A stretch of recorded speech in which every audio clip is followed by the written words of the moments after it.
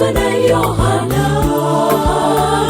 Yohana alitaka kumzuia, lakini Yesu akasema hivi, hivi ndivyo inipasavyo kutimiza haki yote na kuwa kielelezo bora. Batizwa, uzamishwe ndani ya maji mengi, ufuate kielelezo chake Yesu. Alibatizwa mtoni Yordani, kutuonesha mfano ulio bora. Utu wako wa kale unazamishwa, unafufuka na kuwa kiumbe kipya. Kwa kufanya hivyo tunamkiri Yesu kuwa Bwana na Mwokozi wa maisha yetu. Batizwa, uzamishwe ndani ya maji mengi, ufuate kielelezo chake Yesu. Alibatizwa mtoni Yordani, kutuonesha mfano ulio bora.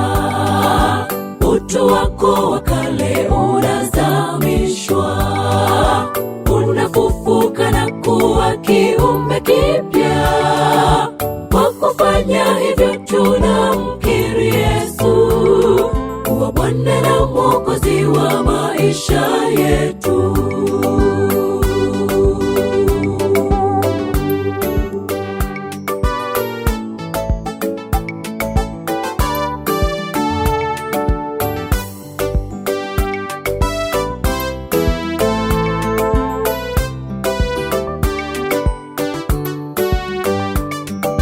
Wengi pasipo kuelewa maandiko wanazo batizo zilizo nyingi. Huwabatiza watoto wakati watoto hawabatizwi. Lakini neno linasema hivi, aaminiye na abatizwe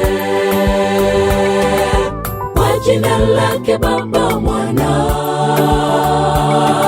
naye Roho Mtakatifu. Batizwa, uzamishwe ndani ya maji mengi, ufuate kielelezo chake Yesu.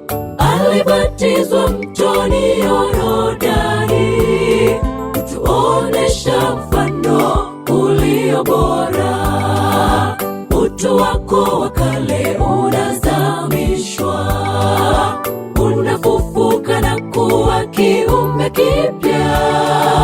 Kwa kufanya hivyo tunamkiri Yesu kuwa Bwana na Mwokozi wa maisha yetu.